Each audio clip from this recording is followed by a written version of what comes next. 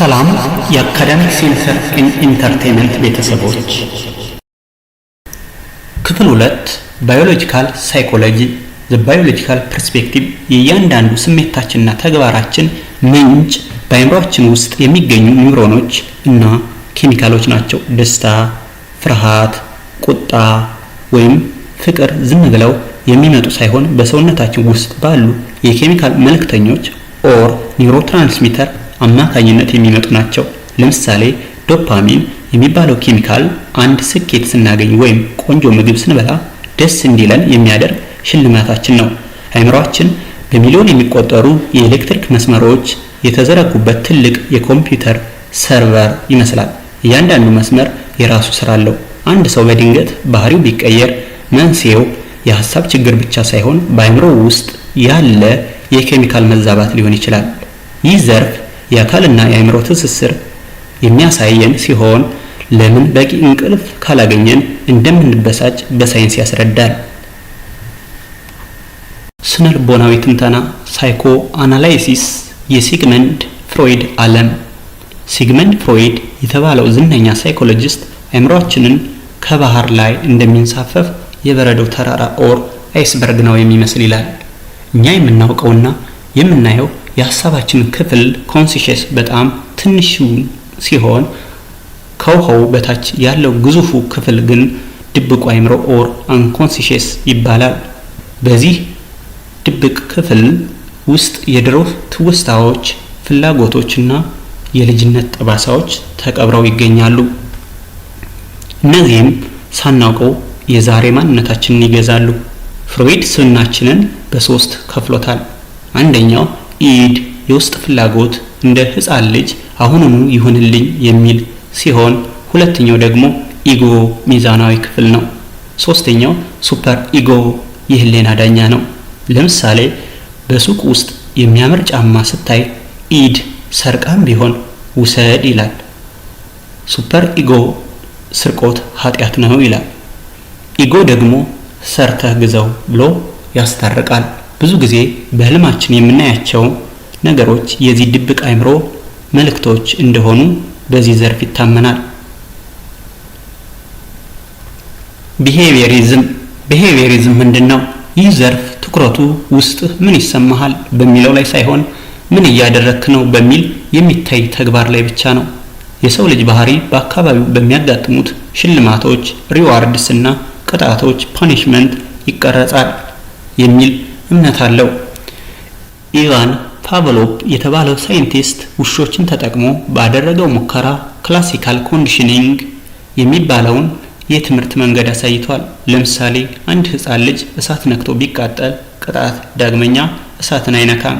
ይህም በአካባቢው ካለው ተሞክሮ የተማረው ትምህርት ነው።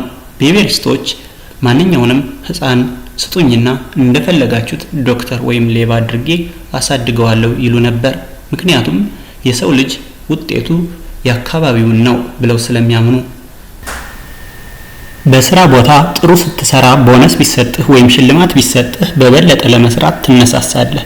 ይህ የቢሄቪየሪዝም መርህ ነው። ዛሬ ላይ ሱስን ለማቆም ወይም አዳዲስ ጠቃሚ ልምዶችን ለማዳበር ይህንን የሳይኮሎጂ ዘርፍ በስፋት እንጠቀምበታለን። ሌላኛው ማወቅ ያለብን ነገር ኮግኒቲቭ ሳይኮሎጂ ኦር ያስተሳሰብ ጥበብ። ይህ ዘርፍ አእምሮአችንን ልክ እንደ ኮምፒውተር ፕሮሰስ አድርጎ ነው የሚመለከተው።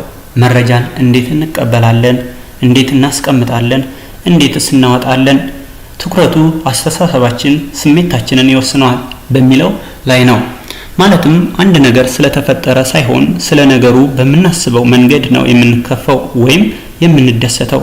ለምሳሌ መንገድ ላይ የምታውቀው ሰው ሳያይህ ቢያልፍ ንቆይ ነው ብለህ ካሰብክ ትናደዳለህ። አልሰማኝም ይሆናል ብለህ ካሰብክ ግን አትቆጣም። ትውስታችን ኦር ሚሞሪ እንዴት እንደሚሰራ የሚያጠናው ይህ ክፍል ነው። ለምንድን ነው አንዳንድ ነገሮችን በፍጥነት የምንረሳው? ሌሎችንስ ለምን እንቸገራለን? በአንድ ጊዜ ብዙ ነገሮችን ለመስራት መሞከር መልቲታስኪንግ ለምን አእምሮን እንደሚያደክም በዝርዝር ያስረዳል። የሰዎችን የውሳኔ አሰጣጥ ሂደት እና ችግሮችን የመፍታት ብቃታቸውን የሚመረምረውም ይሄው የሳይኮሎጂ ዘርፍ ነው። አስተሳሰብን ቀይርና ህይወትህን ቀይር የሚለው መፈክር የመጣው ከዚህ የኮግኒቲቭ ሳይኮሎጂ እይታ ነው። ሂዩማኒስቲክ ሳይኮሎጂ የሰው ልጅ አቅም። ይህ ዘርፍ ሰውን እንደ በሽተኛ ወይም እንደ ማሽን ሳይሆን የራሱ ፍላጎትና ነፃ ምርጫ እንዳለው ሙሉ ፍጥረት ነው የሚያየው። አብርሃም ማስሎ የተባለው ሳይንቲስት የፍላጎቶች ቅደም ተከተል ሃይራርኪ ኦፍ ኒድስ በሚለው ንድፈ ሐሳቡ ይታወቃል። የሰው ልጅ መጀመሪያ መሰረታዊ ነገሮችን ምግብ፣ መጠለያ ካገኘ በኋላ ወደ ፍቅር፣ ክብርና በመጨረሻም ራሱን ወደ ማብቃት ሰልፍ አክቹዋላይዜሽን ይሸጋገራል። እያንዳንዱ ሰው ውስጥ ምርጥ ማንነቱን የመሆን ፍላጎትና ዘር አለ። ሳይኮሎጂስቱ ስራው ያ ዘር እንዲበቅል ሁኔታዎችን ማመቻቸት ነው። ለምሳሌ አንድ ሰው ስራ ስላጣ ብቻ ሳይሆን አላማውን መኖር ስላልቻለ ሊጨነቅ እንደሚችል ይህ ዘርፍ ይነግረናል።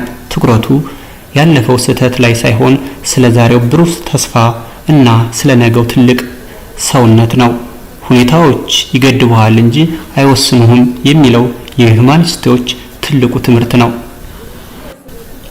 ሌላኛው ማወቅ ያለብን what is social psychology ማህበራዊ ሳይኮሎጂ ማለት ምን ማለት ነው?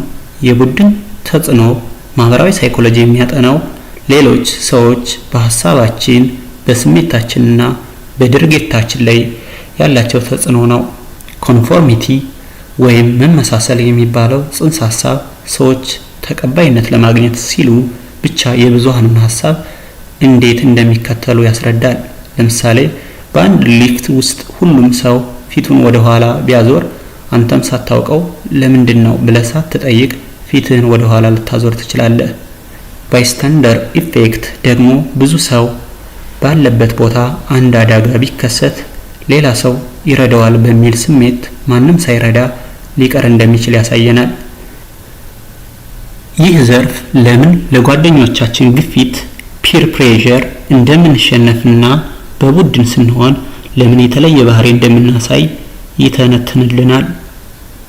የአመራር ብቃት ኦር ሊደርሺፕ እና የሰዎች መሳሳብ አትራክሽን እንዴት እንደሚከሰቱ ሳይንሳዊ በሆነ መንገድ ማወቅ እንችላለን። ማህበራዊ ሳይኮሎጂህን ማወቅ በሰዎች መካከል ያለን ግንኙነት በብልሃት እንድትመራ ትልቅ አቅም ይሆናል።